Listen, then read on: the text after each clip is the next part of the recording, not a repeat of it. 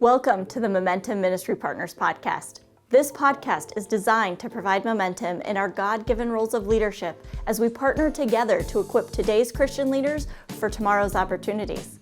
Whether you're a pastor, youth leader, ministry volunteer, parent, or student, we want to be your go-to and most trusted resource for equipping and encouragement when it comes to your ministry and leadership influence. Thanks for tuning in, and we hope you enjoy this episode.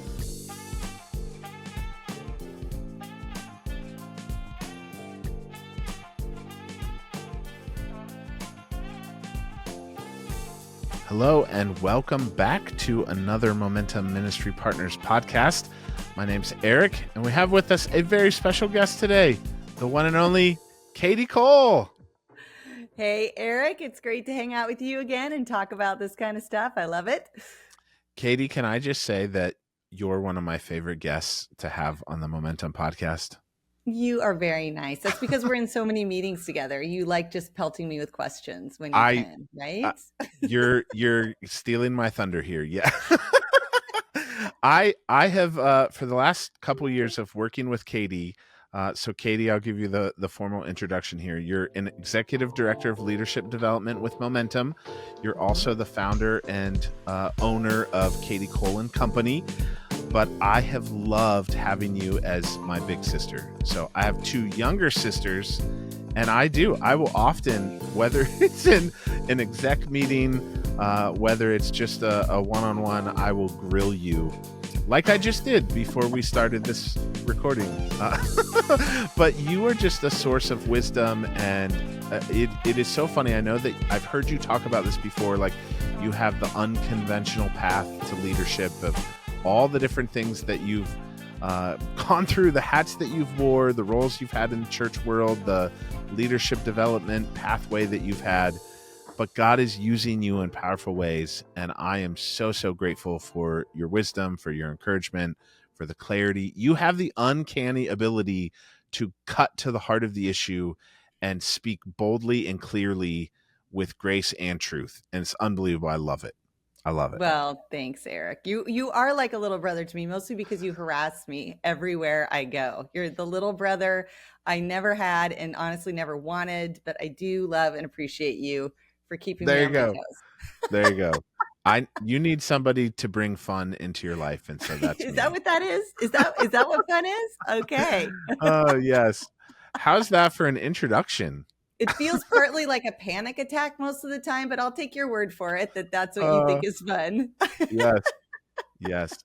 I just for our listeners to enjoy on this fun and not have it be an inside joke, I also sent Kadi a list of very awkward and uncomfortable would you rather questions that I told her I was going to start for the rapid fire questions. But we're not going to do that, Kadi. I'm not going to do that to you because we're talking about mental health today. Thank you, bro. I know. It felt like you were testing out my content on myself when you sent me that list, pretending.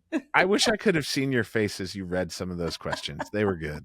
I didn't spend any time on them. They were all Chat GPT, by the way. So yes, they were impressive, though. I've learned, though, from you to never take you seriously on the first go around. There you go. Well, Kadi, we are talking about mental health today. And this is we could probably do a whole season of podcast episodes on this. But for today's conversation, we want to kind of, as we always do, define our terms. So think church ministry. Oftentimes we're watching our world post-COVID in Gen Z and even now Gen Alpha coming up. I think with social media and technology, there's so many things right now that are going on, and everybody's throwing out the term mental health. Help us make sense of this a little bit.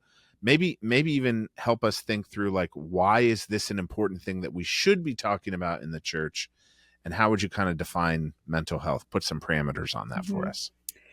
Yeah. So I think as a Christian, it's very intertwined with us with our spiritual growth also. And so it can be easy. And I think the church in the past has basically effectively kind of dismissed mental health. In 50 years ago, 200 years ago, it just dismissed it because we sort of focused and doubled down on just the spiritual side. But we've actually learned those things are really intertwined. And I found it helpful, especially in today's context, to begin to separate those things out. And for me, and just for the sake of today's conversation, I actually think mental health includes two different sides of the same coin.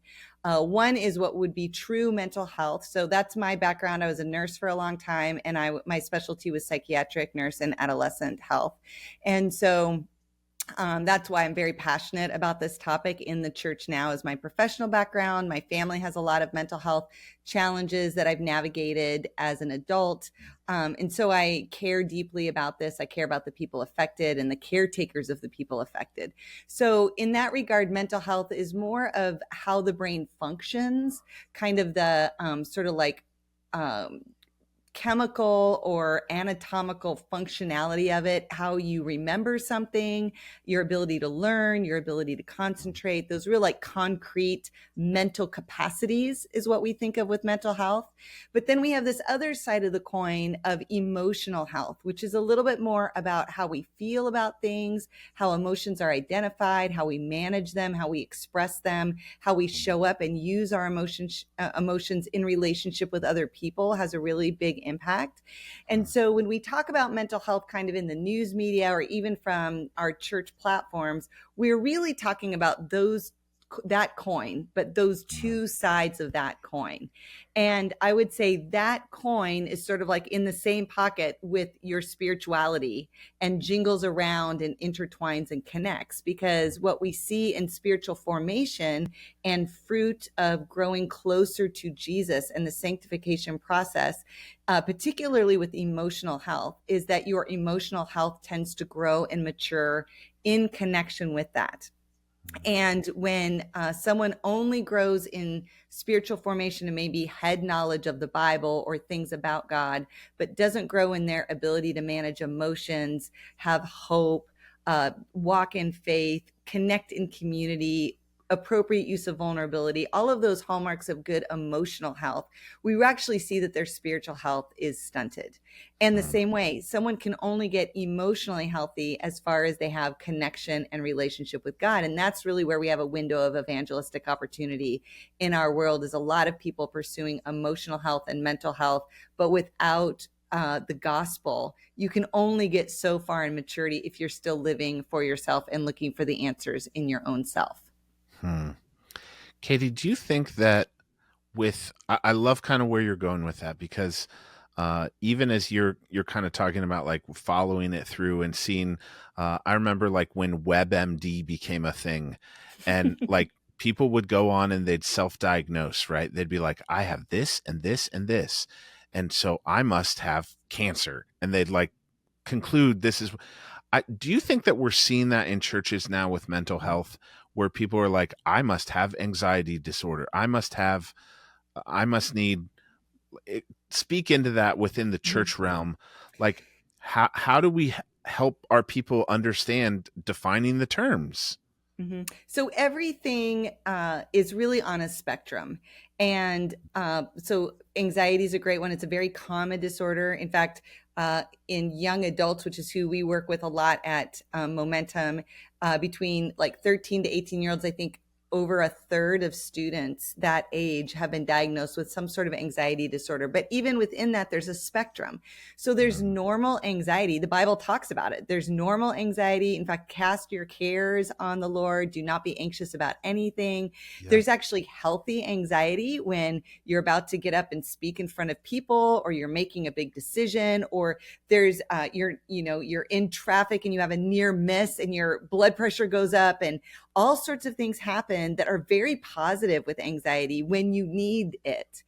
The challenge happens is that when we get into our heads and we start ruminating or obsessing on things, and we take our focus off of what's true, off of God's love, we focus on our weaknesses, we have fear of the future, we get really anxious. And the Bible has a lot to say about what we do with anxiety.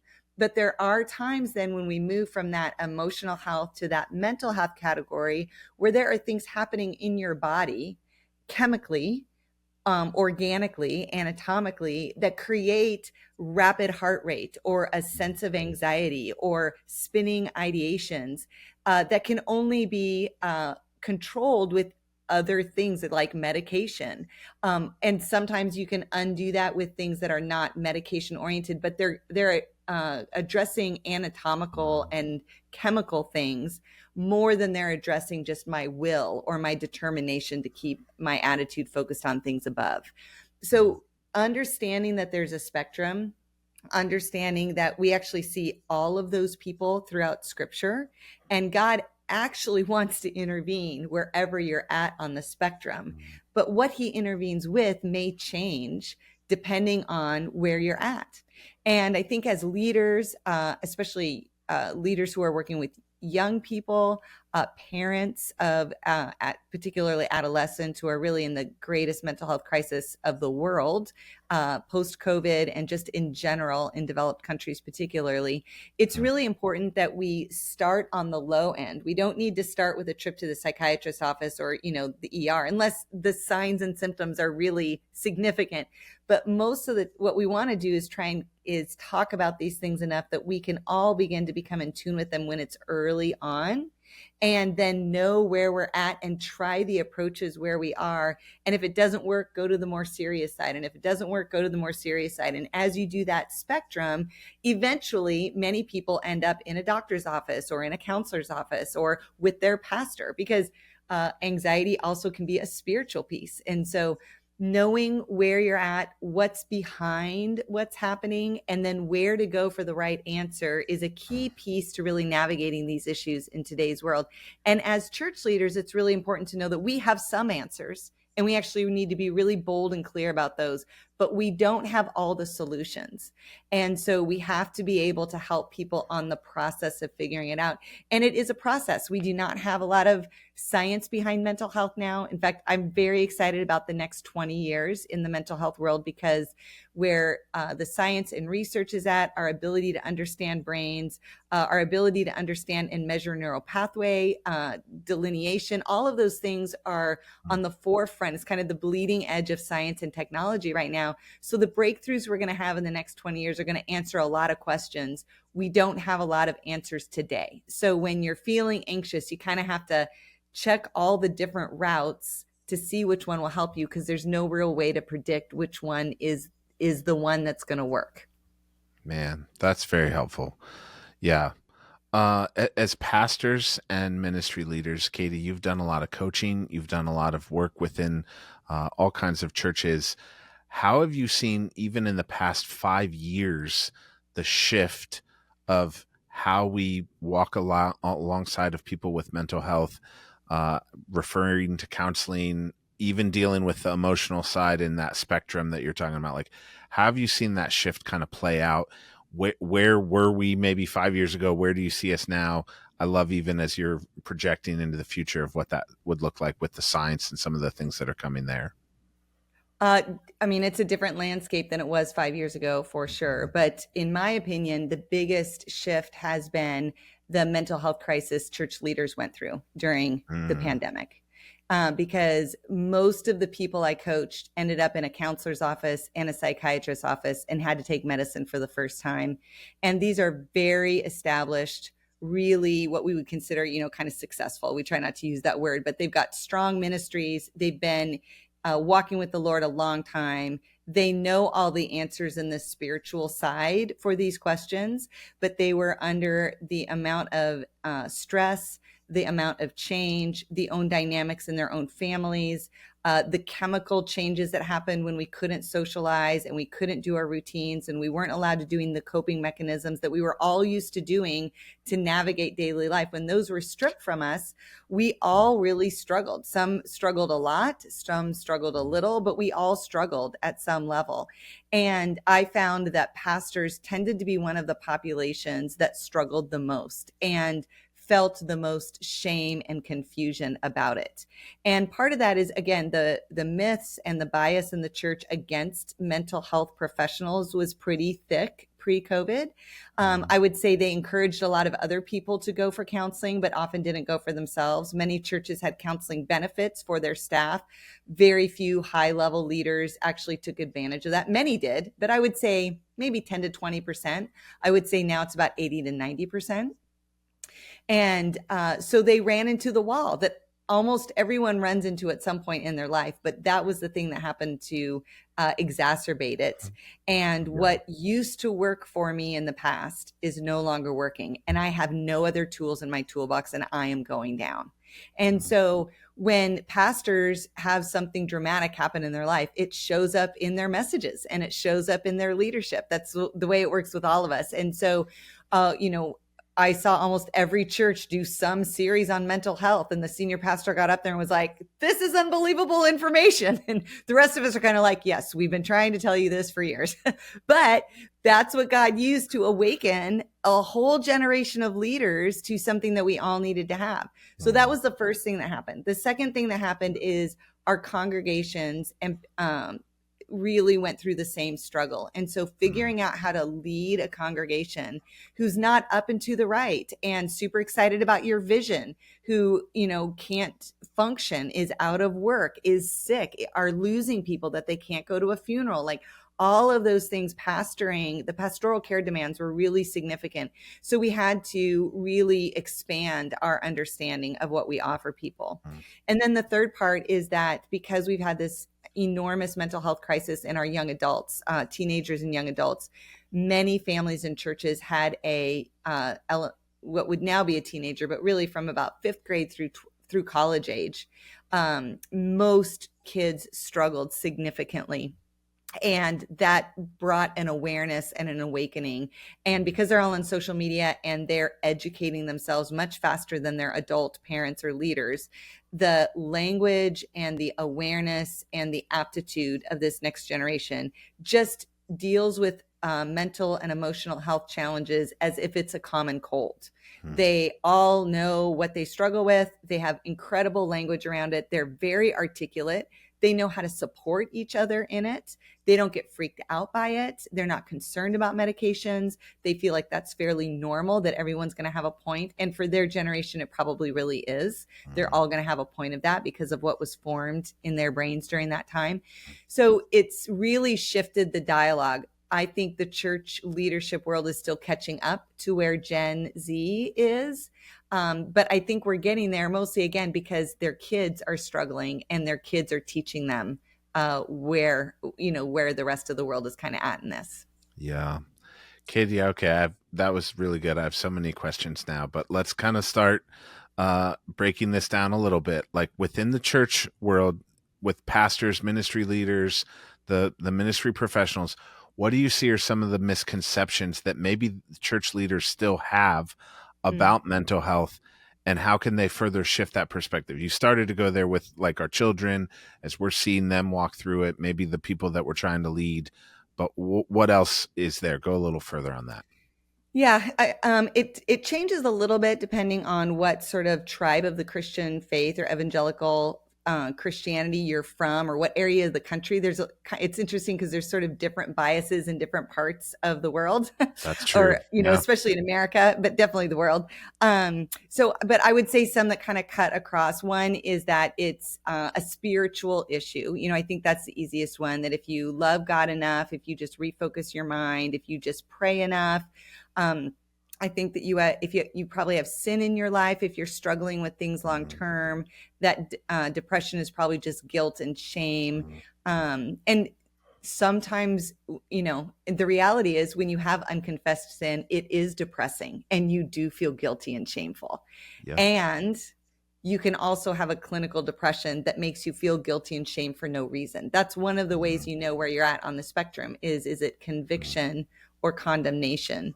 And if you've confessed your sins and you have acknowledged it and asked for forgiveness and live by faith, and you still feel like that, it's time to get some extra help. and I don't know what the extra help will be and what the solution will be, but it's time to move forward in pursuing it. Don't just live in the stuckness. I would say there's a lot of room for women to express emotion and be emotional and cry and talk and get all journal and all these things. I think there's a big bias against men living in their emotional selves, feeling sad, journaling, seeking help, especially needing medication. There's way more acceptance for women to pursue mental health therapies than there is for men. I think it's looked at as weak or, weak is really the word for it. And so men tend to shy away from that. They also don't tend to talk to each other about those things. And so many women have a lot more kind of like counselor supportive environments and friendships in just their normal life. And many men don't have that. And so they actually have a greater need to seek a safe place to process emotions. I think many parents feel like if they would discipline their kids enough or had done a better job, they have regret when their kids struggle with mental health as a teenager or young adult. I think sometimes we label the behaviors that are symptoms of mental health as lazy or sinful or rebellious. What we're learning from the research is many of those things are actually just mental health in action. Mental illness in action. And so when we see our kids say the things that I notice when I'm working with particularly leaders who are trying to navigate the tension of having a child who's not kind of like in line, is I'm looking for phrases where the kid says, I'm really trying, mom, but I just can't get out of bed. Or I'm really trying, but it's blah, blah, blah. And so they have deep shame and regret and verbalize not wanting to do something, but their body kind of takes over for them doing it. That's not a normal sin temptation experience. And that's your body and your chemistry drawing you into something. And so I would just explore that. I would explore that with a Christian counselor or a mental health person to see if there's something else at play, that if you've done the baseline discipline things of consequences or motivation, either one, some kids respond to motivation, some kids respond to consequences. If you've done the basics that have worked with other things or in the past and what's used to work no longer works, that's usually a trigger that there's some other factor going on. I do think, I know I'm kind of talking through myths, but just to kind of transition a little bit is I do think one of the fears around mental health for parents and leaders is that we would let kids off the hook or people use it as an excuse. I hear a lot of teachers talk about like kids get a note for their mental health and they hardly ever go to class and they're always in the nurse's office and they just don't feel up for a test today. So we just don't let you take the test today. I'm a very strong believer in life needs to move on and we need to find our way to be a part of the real world. I think what's important is what getting treatment for mental health does is help you get back into the real world. And in the meantime is a little bit of a dance about how we do that and how fast we address it. And so I just want to encourage parents to try some things like you would, but if it's not working, be quick to find other resources. Try not to only double down or spend years in frustration with your kid when there might be something else at play. Kadi, I thought we agreed we weren't going to use my family as a analogy. Your family's amazing. Oh my, that's so good because I think some of those misconceptions that you're bringing up are so on point. And as pastors, when we're trying to help the people in our congregation, the people in our churches that we're wanting to help them identify these things, it can be hard to help. We can use all the words, but because of their emotional or mental health, they may not see it clearly. Mm-hmm. So what encouragement do you give to these pastors they're like, I'm trying, I'm going to send them this episode. Like, what do you say to them to help them keep walking with them? What does that process look like when they're like, I don't know what else to do. They won't go see a counselor. They won't get the medication that maybe they need that would help them. Like, what do you say to them? Well, I think, part of the challenge with mental health is that by nature, mental health makes it hard to make decisions and hard to make good decisions and hard to have energy. Mm. And being sick takes a lot of energy. And going to the doctor, tracking your symptoms, taking treatments, going to appointments, all of that requires a lot. And so I do think, and this is where, like, for me, I feel a lot for parents. My own son went through a very significant mental health crisis. And so I understand the turmoil of it, the weight of it, the frustration of it. It is confusing to judge it correctly. And so I just want to say to leaders and parents, like, I just don't know that it's possible to make the judgment yourself correctly, because there's just so many factors that go into it. And they, especially when you're talking about young people, when it is teenagers, they're also actually a teenager. And so they're having identity crisis. They're supposed to be rebelling. They're supposed to wonder who they are. They're supposed to try on clothes in different ways. They're supposed to move friendships around and have 7 different majors. Like, that's actually what they're supposed to do. And so, but it gets complicated when you add these other things on top of it. And so, first off, I think as people of faith, we know that prayer is key to overcoming anything. And so I think when we can center ourselves on the Lord, and one of my favorite definitions of prayer is that prayer is when I bring my heart and connect with God's heart about someone we both really love. And so it's not really about like praying the right thing or doing it enough. It's really about connecting with God's heart and both receiving comfort and encouragement and giving over stress and anxiety and fear and frustration, because it is really frustrating. These are long haul situations. So Broken bones are way easier. And it's people are way more motivated. Yep. And we all sign the cast and celebrate it. So so I think that's the first thing, is just to remember this is a long haul journey. Even if you're dealing with someone on your team, if you're dealing with family in your church, like, these are oftentimes things that will always kind of come up for a person. So keeping the long haul and going to God with it. I think secondly, really watching what we say.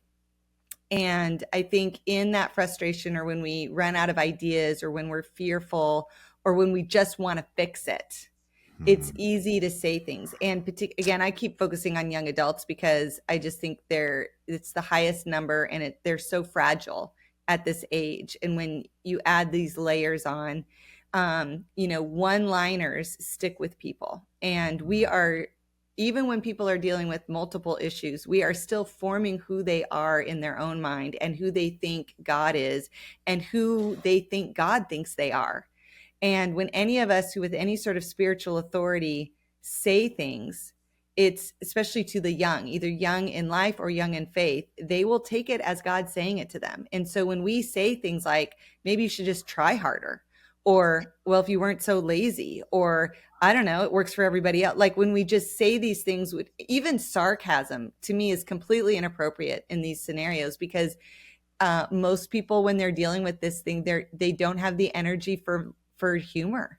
And so it's going to be misinterpreted and difficult. And so extra care, extra intentionality, and keeping a hopeful faith future for someone. God can heal anyone, and we have so many options for healing. It just takes a while, and it's a long haul, but I'm very hopeful and confident for people. But we have to have hope for them. When you're in the middle of it, it's really hard to see. If it's you or if it's someone you love, it's really hard to see. Kadi, that is so powerful. So powerful. I always say I would be the best pastor, husband, parent if I could play the role of the Holy Spirit in people's lives. And I can't.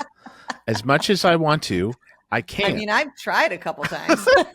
I'm not sure. gonna lie. But what you're saying is so powerful, because we have to go to the Lord in prayer. We have to be patient, and we have to remember our emotions and insecurities. Our words matter, right? So we can't, like, my default mode is funny guy. When I get uncomfortable, I'll crack a joke. And in these situations, when I'm trying to walk with people through that hardship, I can't do that, Because you're right, it doesn't I don't want to connect. mean like you can never crack a joke and like have, For bring sure, but levity to a the situation. We have to be very sarcasm, careful. We have to be very yes, careful. Yeah. yes. So, okay, Katie, how do you self-diagnose then? So, Mm. if you're a pastor, if somebody sent you this podcast episode, how do you self-diagnose to the point where you go, you know what, I think maybe I need to get some help, or maybe I Yeah. am struggling with this? Yeah. So I'm going to give you 5 questions that are kind of like good, sort of like a gauge of your mental and emotional health. And I've got a handout that we can hopefully, Eric, just post to the podcast, or you can put out on social 100%. media. People can download. And it basically walks through these sort of 5 different angles of mental and emotional health. And I've got more teaching. I've got examples from the Bible in there. I've got when is it time? At what point do you go to a professional? So that might be a really helpful tool for leaders for themselves. It might be a helpful tool to do with your team. It's great to use in ministry if you kind of think through these questions and these teachings. And as you're asking people questions, you can start to help discern, what do they need a Bible verse? Do they need a referral to a Christian counselor? Do you need to walk them to the ER? And I've had all 3 of those at the altar. So making sure you're equipping yourself even on how to help people the most effectively. So first question, and I would just encourage people, if you have a minute while you're listening to this, just like do a little self-assessment on this. How well can I focus on tasks and make decisions without feeling overwhelmed? How well can I focus on tasks and make decisions without feeling overwhelmed? And I think we all struggle sometimes with focus and decision making with big things, but you're having trouble when in the daily things or stuff that used to be easy, or it's a struggle every day to focus, or a struggle every day to not battle feeling overwhelmed. Something else is probably going on. Number 2, do I recognize my emotions and understand what triggers them? Can I recognize my own emotions, and do I understand what triggers them? This really speaks to the core of emotional health, which is we all are a big bottle of emotions, whether we know it or not, whether we express it or not, but it's going to come out one way or another. And so when emotions surface, can I identify what it is? Am I, for me, a lot of times I have tears that show up, and sometimes those tears are because I'm sad. Sometimes they're because I'm really frustrated. Sometimes it's because I'm scared. And so the same thing in my body can mean 3 different things. Can I figure out what that is pretty easily and kind of connect the dots of what triggered it? Number 3, how effectively do I communicate my emotions and my needs to others? So now that I know what my emotions are, how well can I articulate that to someone? And do I have someone I can articulate it to? It could be someone in your family, could be a roommate, could be a coworker, could be a pastor. You don't need to express or articulate it to everybody, but everyone needs at least someone to be able to share what's going on inside. It helps break the stronghold of it and brings it into the light when you talk about it. There's a part that happens in our brain by expressing it, and there's another part that happens when someone else receives it with care and love. And so we need both of those things on a really regular basis to stay emotionally healthy. Number 4, when faced with stress or setbacks, how well do I adapt and recover? When I face stress or a setback, how well do I adapt and recover? Stress is normal. We talked about like normal anxiety, normal stress. A small amount of stress in your life is actually great. We all face setbacks. We're all going to fail a test. We're all going to mess up at work. We're all going to blow it with our kids. But when I face it, can I adapt and recover? Can I figure out how I feel about it? Can I understand why it happened? Can I make it right with the people that I messed up with?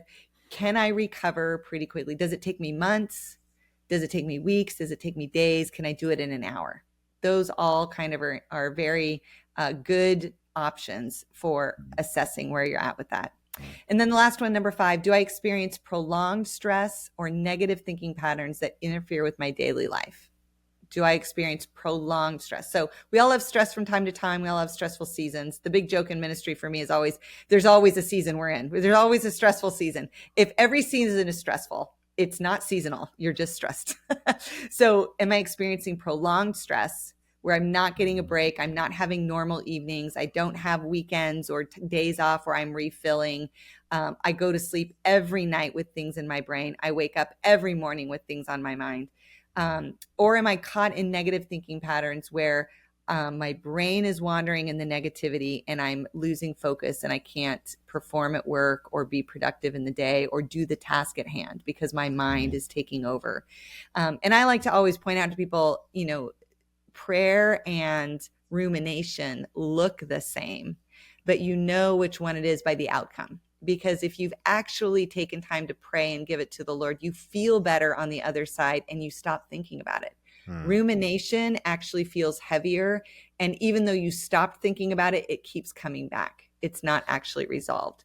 So if I'm stuck in that negative loop of rumination, again, if you're on the far end of the spectrum, prayer oftentimes, speaking God's word out loud, speaking truth, sharing with another person. But if those things aren't working, there may be something else at play. So good. You said you have a PDF of that or a link or something. We'll put that in the show notes. Then we'll link to that. Great. Kadi, those are really helpful for pastors who maybe are trying to be mindful of this and create space for their staff, for people in leadership within their churches to get help that they need. Give us some context. Maybe what have you seen that's beneficial? Give us an example of a church that's doing that well, and what would that even look like to help shepherd your staff well through these seasons?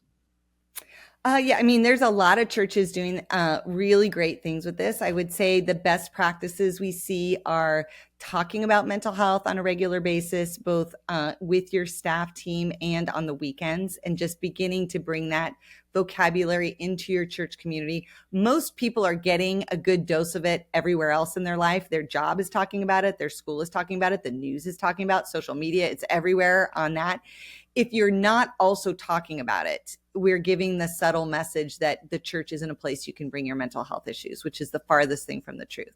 So you want to be a part of the dialogue everybody is already doing. You don't have to invent something new. You don't need answers no one else has. You just want to talk about it and make it okay to be part of the struggles that we deal with. I think secondly, from a staff leadership perspective, giving counseling benefits through your insurance program, partnering with Christian counselors. Some churches have kind of contracts with them that their staff get to go see. They get a certain number of visits just for free for them or their family. There is a weight that comes with ministry leadership, and it takes a lot of work to offload the emotional and spiritual burdens that we take on in interacting with people in some of the hardest times of their life. We all need a place to deal with that. Many of the crises we've seen in church leaders lately, in my opinion, are these kinds of issues left uninvestigated early on. And so they will come out one way or another, privately or publicly. I just say the more we can offer private, healthy, positive ways to deal with stress and sin and mistakes and mental health and spiritual stuckness, the more environments we get to facilitate for people to deal with that privately, the less we will have to navigate the crisis when it comes out publicly.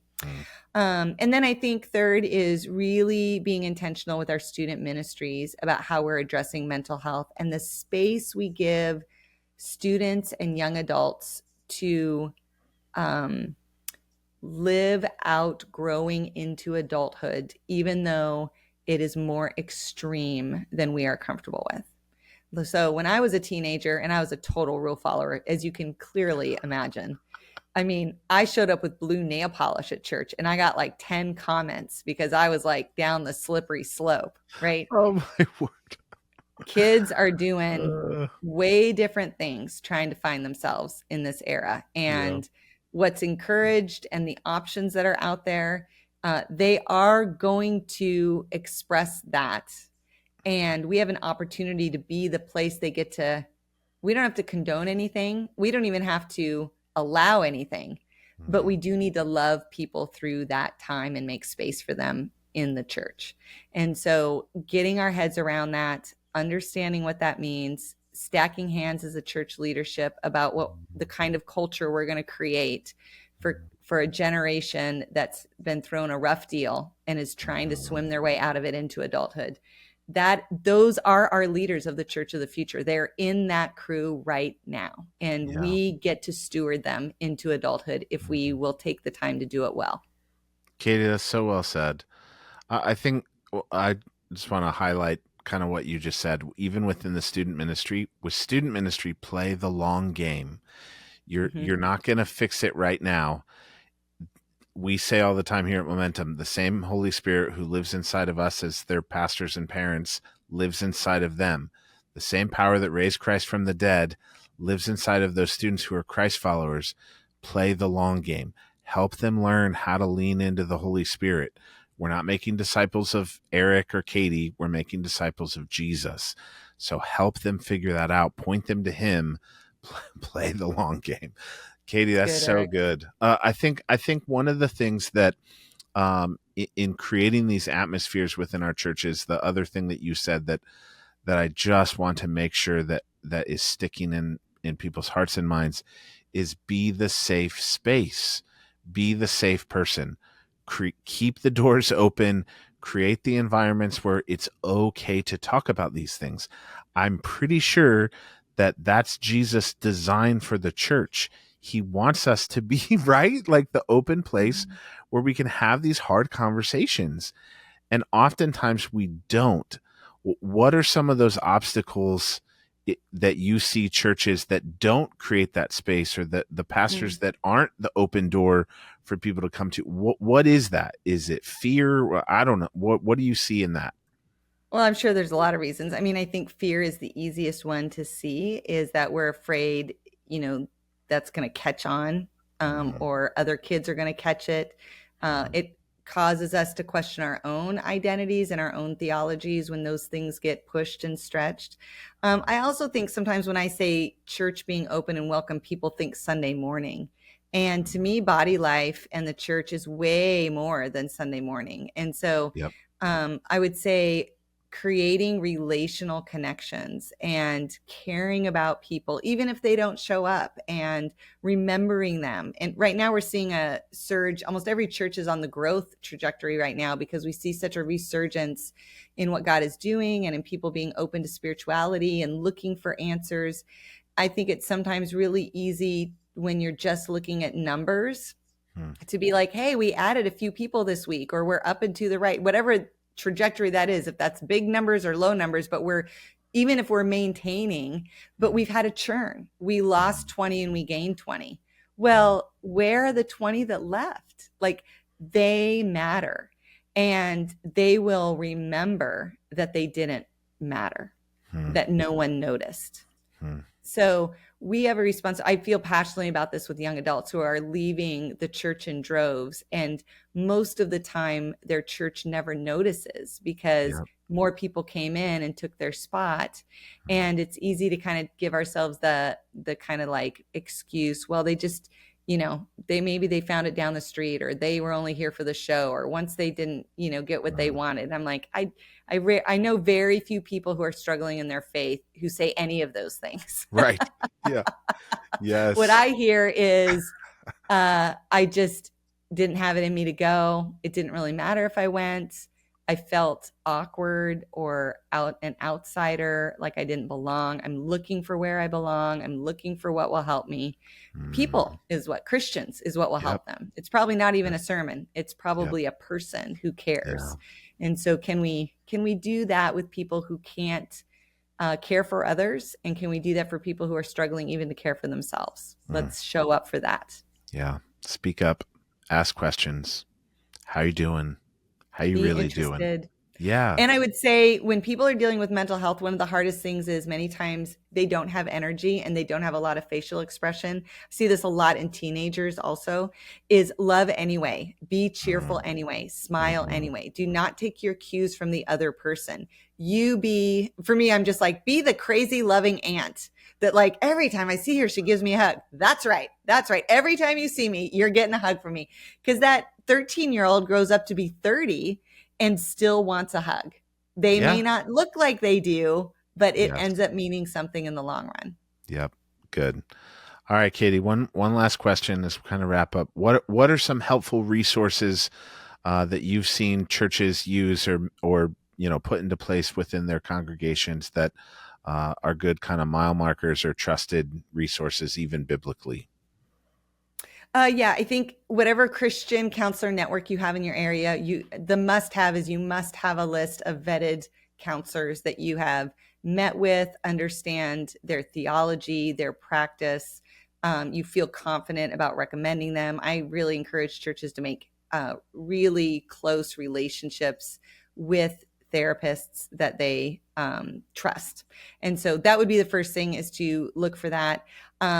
Saddleback Church and Ministries has a whole network that they do for churches who want to really go after mental health and offer classes and education. They are a really trusted, excellent resource.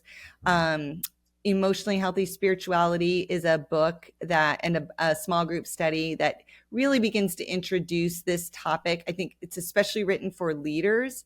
And so if you are new to all of this, that is a really beautiful kind of opener introduction to this topic.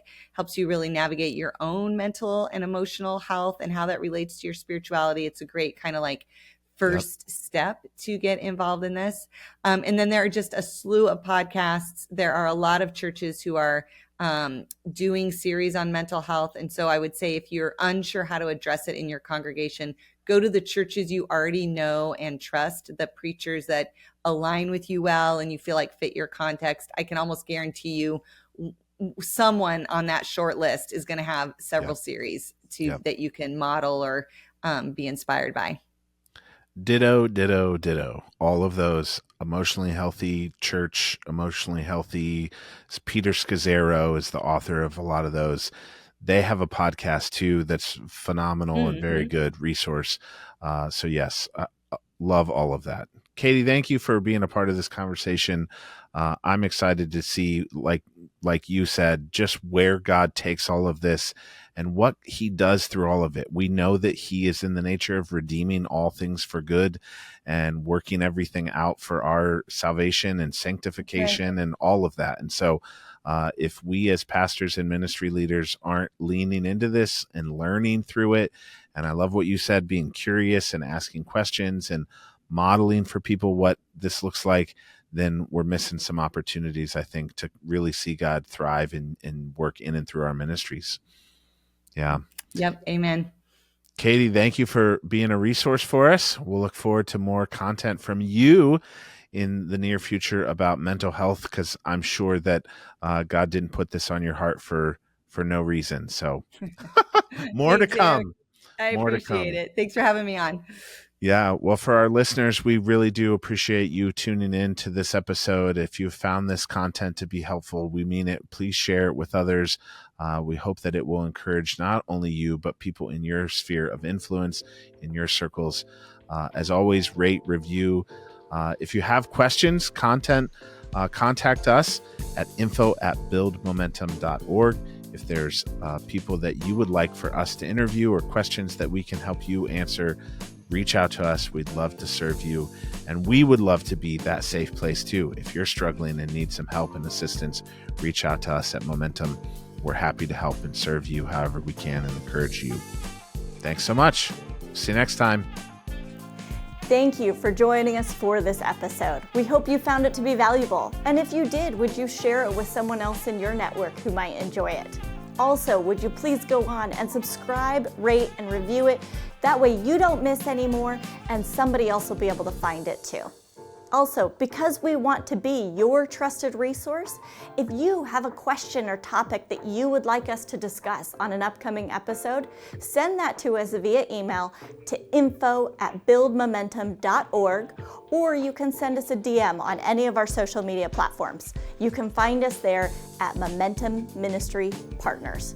Also, if you need more information on our ministry, be sure to check out our website at buildmomentum.org. Thank you so much, and we hope to see you next time.